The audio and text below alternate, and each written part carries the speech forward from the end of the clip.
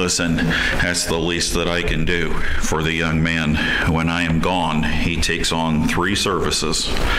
And most of you probably will never have any idea how much weight that is to pick up and carry. And he does it so willingly, and he does a good job with it. And I know he feels like he's burdening me when he's gone, but doing 1 Sunday school compared to adding 2 full services to him is of little consequence. I appreciate the faithfulness. Juan is here, and I keep praying for a good bunch of kids and tender hearts and faithfulness throughout as we continue to work. We're going to finish up Hebrews 11 tonight. And remember the whole purpose here of Hebrews. You have a small group of individuals, could be written to several churches, and they are really struggling because, number one, they're Christians, and number 2, they're Jews. And if there's 2 things in the world that have gone through a cycle of being really unpopular, those are the 2 things. You can just see it right now with how Israel can be attacked, and yet you have all this pro-Hamas and anti-Israel stuff because they are trying to root out the folks that did it to them. And if it happened in the United States, we would want to find every single one of them and eliminate it and make sure it never happened again, because losing 1 life that way is unacceptable. 1,400 is not okay. And you see the Jews this, and the Jews this, and the Jews this, and it's very easy for the world to pick up the mantra of against the Jewish people.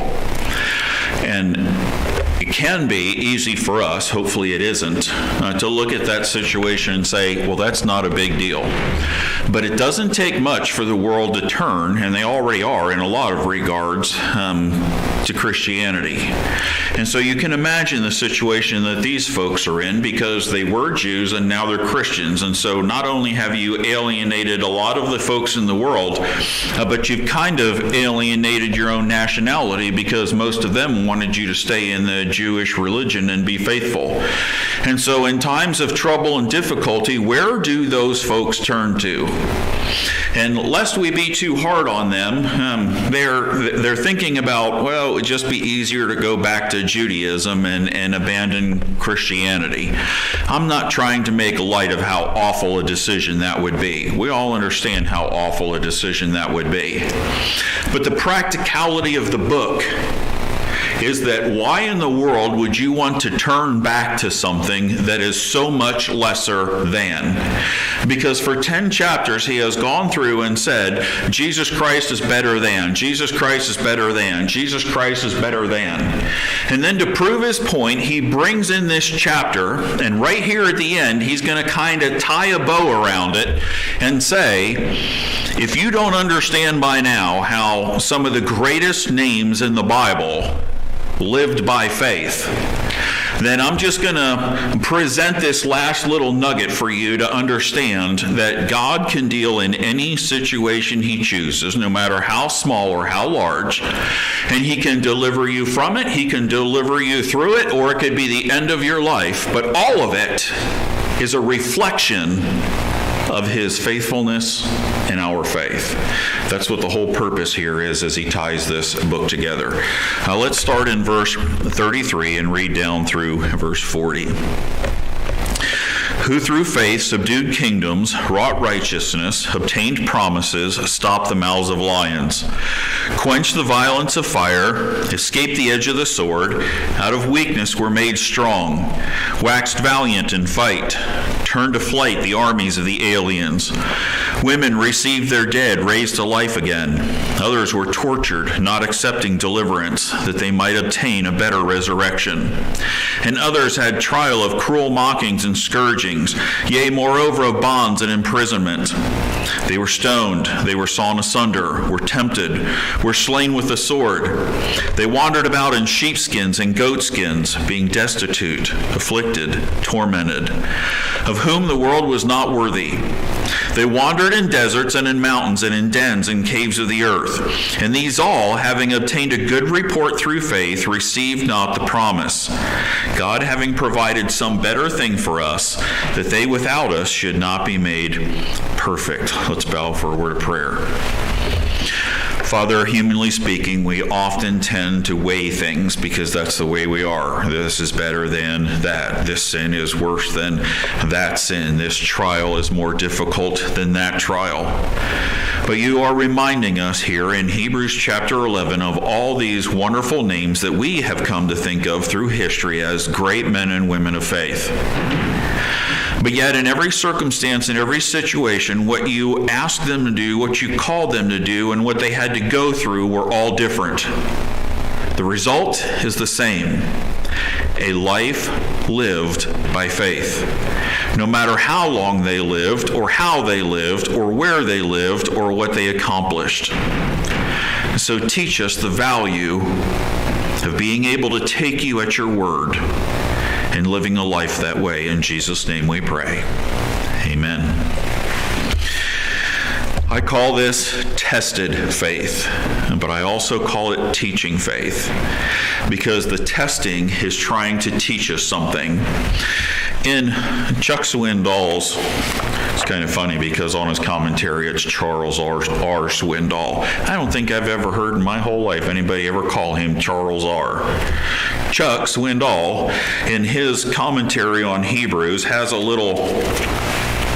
a diagram thing in here, and you know I like contrast because it teaches a great deal.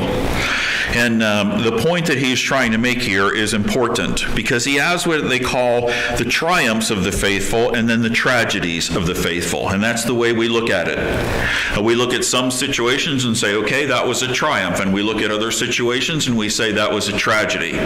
Listen as he compares these side by side. Triumphs, they conquered kingdoms, but the tragedy is they were tortured. They performed acts of righteousness, while others endured mockings and scourging.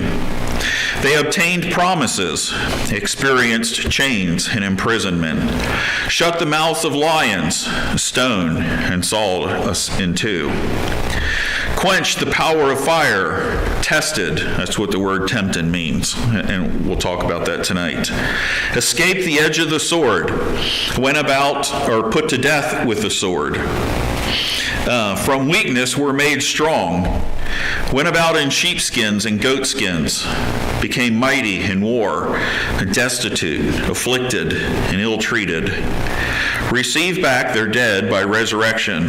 They wandered in deserts and mountains and caves and holes in the ground. And you look at those and you say, I like the right or the left side, but I don't so much like the right side. And the problem with it is when we look at the triumphs, we tend to think, well, these are the well-known individuals. These are the great names that leap out from the Bible. I want my name in that section. And then you look at the others and you say, well, some escaped the sword. And then a couple of verses later, others didn't. And why does God choose to work that way? Let's go down through here and look at what he's discussing here. Empowered for triumph in verses 33 and 34, giving these men the ability to triumph in the situations that they were provided. Now remember, this is a continuation of and of the prophets. There is a colon after that. And so he is describing things that the prophets would have done up here, and not all of them are what we would consider prophets, and not all of them were the ones that were named above. But he has 9 things that he lists out here, and he divides them into 3 triplets. The first one is a trio of corporate blessing. National benefit comes from it. Subdued kingdoms. When? Well, Moses with Egypt, Joshua with the Canaanites, Gideon with the Midianites, Jephthah with the Ammonites, Samson the Philistines, David the Samsons, the Philistines, the Amalekites, the Jebusites, the Edomites. Listen, if you were an ite in David's time, it was a bad deal. He was whooping them all. whole nations benefited from the work of God in that statement. You say, what's the problem? Well, sometimes God works on that scale. That's what he's trying to say as he ties together these heroes of faith in chapter 11. Sometimes God shows up and it's on a national level. It's a national revival. It's a national working. It's a turning back to righteousness from evil on a national level, but that's not always the case. The second of the trio is wrought righteousness. Now, there are many examples, but the one that I always think of is Josiah. Becomes king at 8 years old, and it's unlikely, and you think, well, he's just going to be a puppet because he's going to have a bunch of folks that are going to run the kingdom for him. But what happens is his heart follows after God, and so he ends up cleansing Israel of the idolatry. And it's an incredible couple of chapters. You can read about it in 2 Kings 22 and 23. Wasn't popular at the time, but the result of it was wholesale, by and large, turned Israel from rampant idolatry back to worshiping God. The third of the first trio is obtained promises. Now, some of the things that we don't think about when we read down through Hebrews chapter 11 are included in this little section right here. Can you imagine that if you are two young men and you are getting ready to go on the greatest adventure of your life, only everybody decides they don't want to do it? And so for 40 years, you wander around out in the wilderness, and then you come back to the very same place again, and you have waited for what a lot of us would think is half of a lifetime. And you think about Joshua and Caleb and their families. And while it is on a smaller level than the nation of Israel whooping on somebody, Joshua and Caleb were promised that they were going to have an inheritance in the land. And it wasn't because of their sin that it was delayed, and it wasn't because of what their family did that it was delayed, but nonetheless it was delayed. And they stayed faithful the whole time. How about David? He is anointed king. Okay, let's shoot off the fireworks and where's the crown and the scepter and let's go. But that wasn't God's plan. Instead of being a favored person in the palace and coming home from wars and having people sing songs about how many people you whooped up on, next thing you know, he is a nobody hiding in caves and running around wondering where his next meal's from. It was not easy waiting and obtaining the promise, and yet every single opportunity along the way, he chose to do what was right. But there was another promise given to David that we often forget. He was told that through his seed would come the Messiah. And obviously he wasn't around to see that happen. He had to wait much longer for that promise than he did the promise of being king. Second trio of personal deliverance. Stop the mouths of lions. Immediately, we think of Daniel. Can you think of anyone else in the Bible that stopped the mouths of lions? Maybe this will be a quiz question at the end of the Awana year. Because actually there's 3. Samson did it in Judges chapter 14. He did it physically, but so did David in 1 Samuel chapter 17. And so did a guy that nobody ever really reads about, and I don't know of any kids named this way, but Benaiah did it in 2 Samuel chapter 23. In fact, he was such a mighty man that he slew 2 lion-like men, and as he was walking down the road, a lion comes at him in a pit on a snowy day. God can show up in an unusual way, in a large way, in the life of an individual. Can you imagine a young teenager out there and a lion and a bear come and steal a lamb, and you go out after a lion and a bear with a shepherd's crook and a club and a sling? I don't know when sling season is for bear. I've never seen it recorded anywhere. And I'm certain that there's no club season, for good reason. And yet, if God needs to show up in the life of an individual in that way, then by faith he will. That's the whole point of the end of the chapter here. Escaped or quenched the power of fire, Shadrach, Meshach, and Abednego. Escaped the sword. David did it, Elijah did it, Elisha did it, and many of the other prophets did also. Send folks after them. Elijah sitting on a hill, 50 men and their captain come up there. You're under arrest. The king wants to see you. Fire rains down and kills them. I mean, when's the last time you called fire down on your enemies? But God can show up that way if he needs to. And then you have the third trio of potential power. Out of weakness we're made strong. And we think of folks like Gideon, who doubted himself. And I don't know, let me put the fleece out here and see, who's really talking to me and what's going down here. And I can't believe I'm going to do this with 300 guys when we had 30,000. Out of weakness, realizing that there is no way that I can accomplish this task, made strong. God can show up with the potential power that you need in any given situation. Waxed valiant in fight. Leadership. I don't want to do that. I'll do this and this and this and this and this, but I don't want to do that. And yet sometimes when you read through the book of Judges, God picks the most unlikely people and he puts them in a position of leadership, and they just go and win the day. Put to flight the enemy.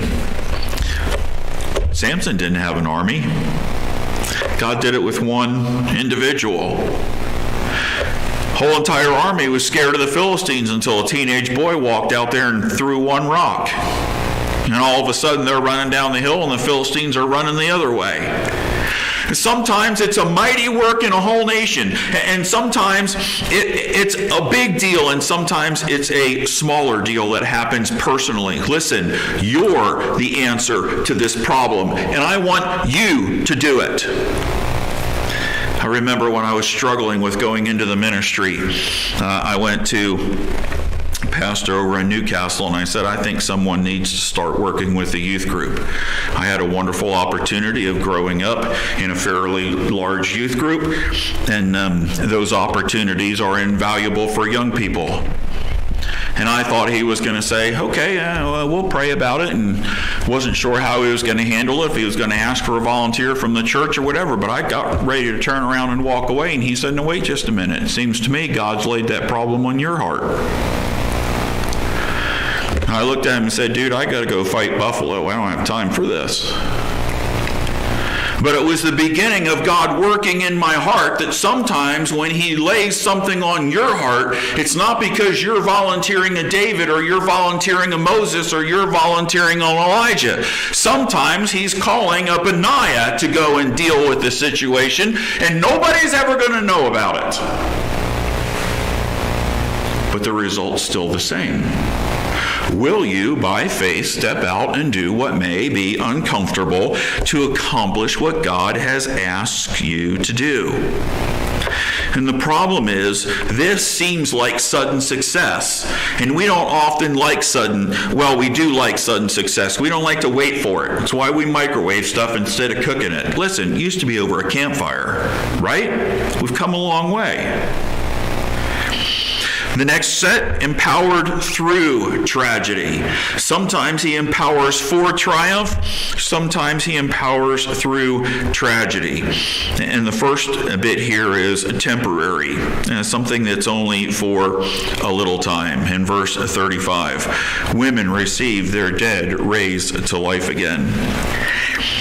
In 1 Kings chapter 17, Elijah is dealing with the widow of Zarephath. And what is interesting to me in that chapter, I went back this afternoon and read the whole chapter again. Because I was thinking, one of these things happens kind of close to the other. And then I went back and I read the chapter, and I was like, no. The first half of the chapter is, there's a huge famine, and Elijah is told that this widow is going to take care of him. So he goes and finds her prepared to die. Her and her son. She has accepted it. It is a fact of life. We're going to take a little stick. We're going to take a little food. We're going to make half of a meal. We're going to eat this together, and then we're going to lay here and starve to death. Totally accepted it. My son is going to die. And in comes the prophet, and you know the whole miracle with the oil and the meal. Okay, so you got halfway down through the chapter, and he gets done talking about that, and God says, and after a little while, the widow's son became sick. And one day she finds no breath in him. That's a really nice way of saying it, isn't it? I mean, she has done everything she can do, obviously enough, and we don't know where Elijah is, but Elijah comes in, and there she is holding her dead little boy and crying. And the thought of her mind is, why spare him to kill him? I mean, a little bit ago, I thought we were going to starve to death, and I was okay with that. And then God comes in, and he miraculously provides, and I obey what I'm supposed to do. And here we are. He is bringing us through this trial only to kill him in a different way. It almost seems cruel to thinking. And Elijah goes up and spreads himself on the little boy and asks God for his life back, and the little feller comes back to life. Don't for a minute think that wasn't an awful, awful trial for the widow of Zarephath, right? Temporary, but awful. Similar thing happens to his predecessor Elisha in 2 Kings chapter 4, a Shunammite woman. And he walks up there, and they see the funeral pyre walking by with this boy. They suffered until the miraculous happened. And we looked at that this morning. Why does God wait sometimes 4 days before? We don't always know why. But when we trust in him, we don't have to know why. Whole book of Job. We're going to skip one chronologically here about torture, because that's not a temporary thing, that's a permanent thing. We'll talk about that in a minute. Mockings and scourging. That is mental, social, and physical abuse, all wrapped into one. Jeremiah chapter 20 and verse 2, they didn't like what he said, so they slapped him across the face and threw him in prison. God tells him to go and prophesy in chapter 37, and he goes out and he tells the king and company what God tells him to do, and you know what they do? Yeah, you guessed it. Right cross to the face, throw him back in prison again. There is a reason why they call Jeremiah the weeping prophet. Because every single time he tried to warn his nation about something that God was doing, they responded with the exact opposite way they should have. And he knows that God is not going to keep putting up with that.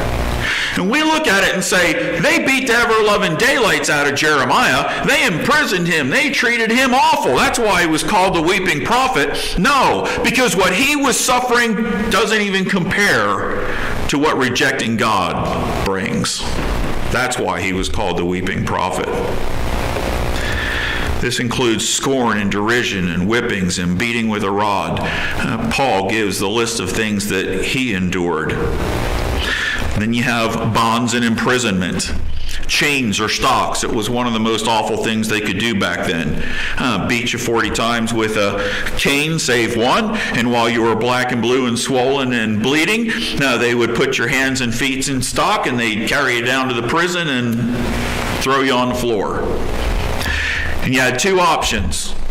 Sit either in the middle of the floor without back support or against the wall, or lay down. Both of them incredibly uncomfortable after you just had a beating. Can you imagine the cramping that would start happening? It's awful, folks. Nobody wants to go through that. prison is not like today. They didn't have air conditioning. They didn't have 3 square meals. It was the awfulest of conditions. And if they fed you, it was usually the awfulest of things. Go read about the prophets being fed bread and water of affliction. It was meant to be cruel. None of it was a good time.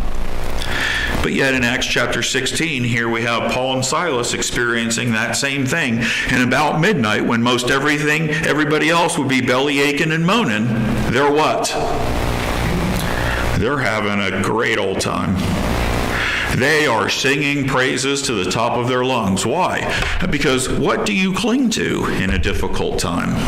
You cling to Jesus Christ. And while they are singing his praises, I can imagine that at midnight, all of the other folks in the jail weren't happy about it, and neither was the jailer. But in the midst of that awful situation, all of a sudden, the Philippian jailer and his family come to Jesus Christ. Life ending in verse 37, and also tortured. Tortured is a willingness to accept the worst the world has to offer because of faith in the best that God has to offer. And the best that God has to offer isn't just talking about the blessings here, because he talks about the resurrection. The best that God has to offer is not what we get down here. The best that God has to offer comes in a place where sin cannot corrupt, and it has no influence. There's no pain there. There's no crying there. There's only blessing. That's the best that God has to offer. And so folks were tortured because they were willing to take whatever it was that the world was going to throw to them, because whatever was waiting for them in heaven was far better than the worst the world could do to them. I did not know until I started studying out this word. I've looked at this passage several times. But tortured here is tumpanizo. It's the root word for our word timpani. You know what a timpani drum is? It's a kettle drum. You ever listen to music and they're playing the kettle drum? What do? They stand there and go brrrm, brrrm, brrrm, brrrm, brrrm, bum, bum, bum, right? Well, they applied that to their torture. They would stretch someone across a drum-like instrument and beat them like a drum until they died. It is literally what this word means. When you look up the definition, it says a torturous device to beat someone to death like beating a drum. We're going to start torturing you. You sure you don't want to turn your back on Jesus Christ? What does it take? 10 minutes? Half an hour? An hour? Are you sure you don't want to? It doesn't matter the situation or the circumstance that's happening here. They are refusing man's deliverance from a difficult situation because of faith that what God is going to give them for a reward in the end is so maybe worth it. You couldn't do something to me to make me turn my back on God. That's what the word means. But he's not done yet, because there's other things in verse 37 that he talks about. Stoning. Zechariah the priest stood up against some folks and they didn't like it, so in 2 Chronicles 24 they stoned him. Stephen in Acts chapter 7, one of the greatest messages while he's standing there waiting to die. They were so mad they gnashed on him with their teeth. And Paul in Acts chapter 14, those folks got so worked up that they disobeyed Roman law and took capital punishment into their own hands. And they only left when they thought they had killed him. And it says, and after a while when he came to himself, how long does it take for you to lay outside the city in a stone heap before you come to yourself, get up, and walk back in? Finished his message and then moved on to the next town. Can you imagine what he looked like preaching in the next town? because what he was accomplishing for Jesus Christ was so worth it. Sawn asunder. History tells us this is probably referring to Isaiah the prophet. They got so mad at him that they cut him in 2 pieces because he couldn't talk to him anymore like that. Tested. Here's another word. This word means to be examined. In other words, how much can you endure? Oh, you think you're going to be faithful to God? Let's put that to the test with torture. Slain with a sword.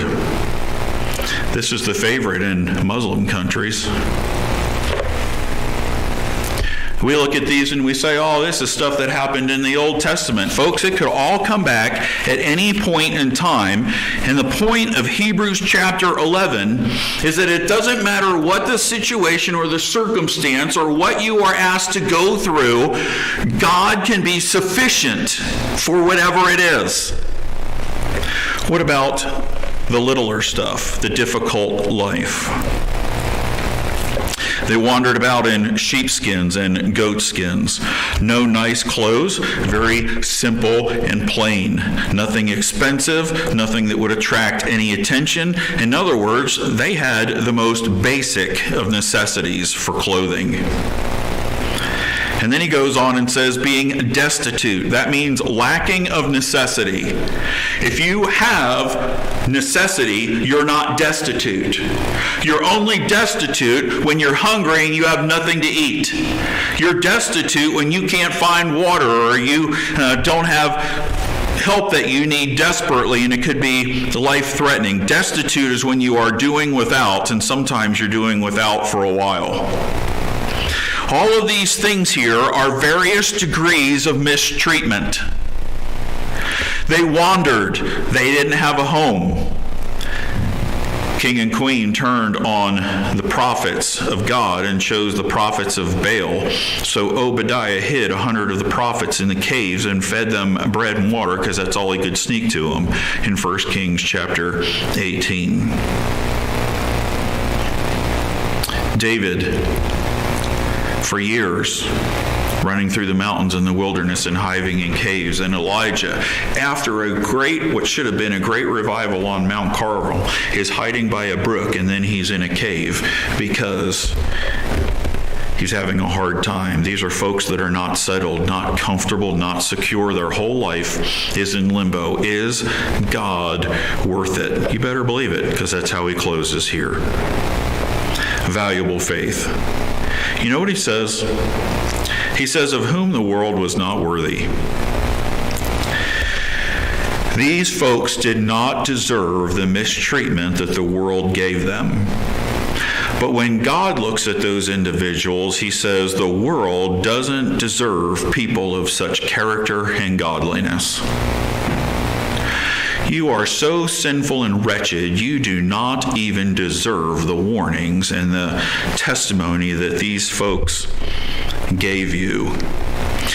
But what did they do? They obtained a good report through faith. Notice it was not receiving what was promised. They obtained a good report. In other words, they had a testimony that they lived their life of faith, taking God at his word, that what he said was going to happen would happen.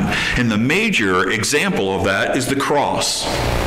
Because all of the folks in the Old Testament are going to pass away, obtaining salvation by believing in something that hasn't happened yet.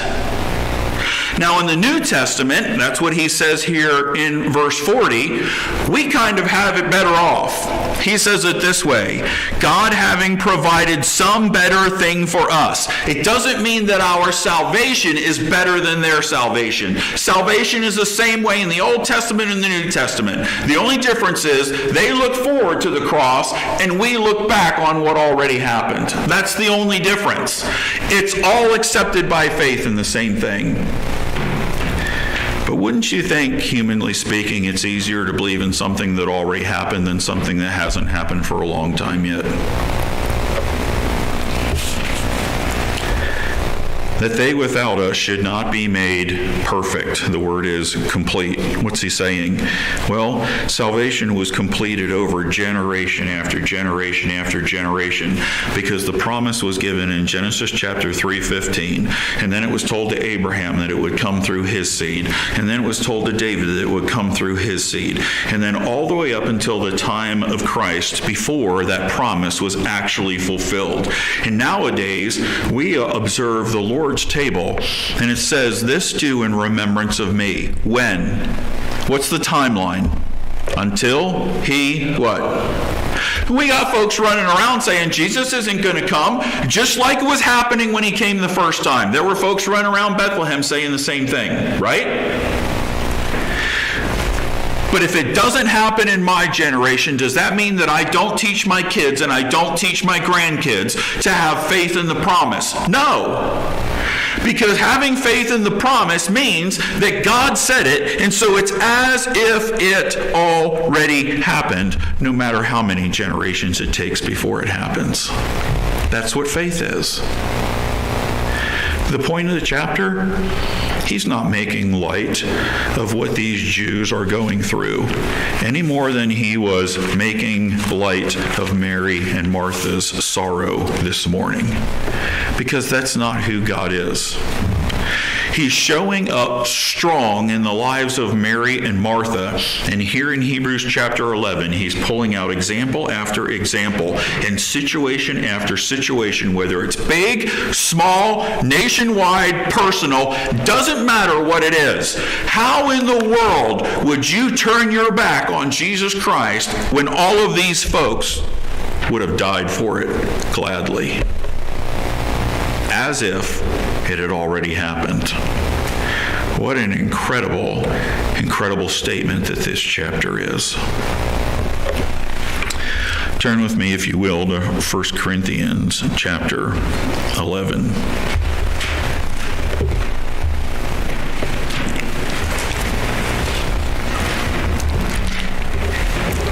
Starting in verse 23. For I have received of the Lord that which also I delivered unto you, that the Lord Jesus, the same night in which he was betrayed, took bread. And when he had given thanks, he brake it and said, Take, eat, this is my body which is broken for you. This do in remembrance of me.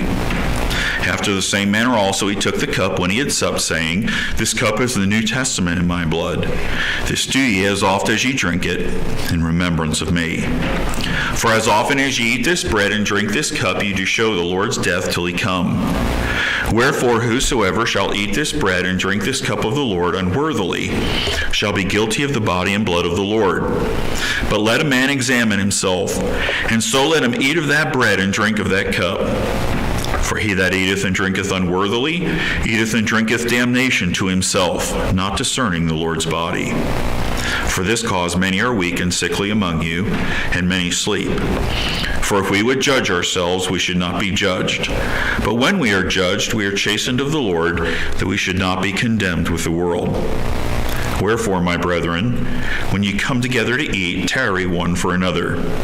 And if any man hunger, let him eat at home, that ye come not together unto condemnation.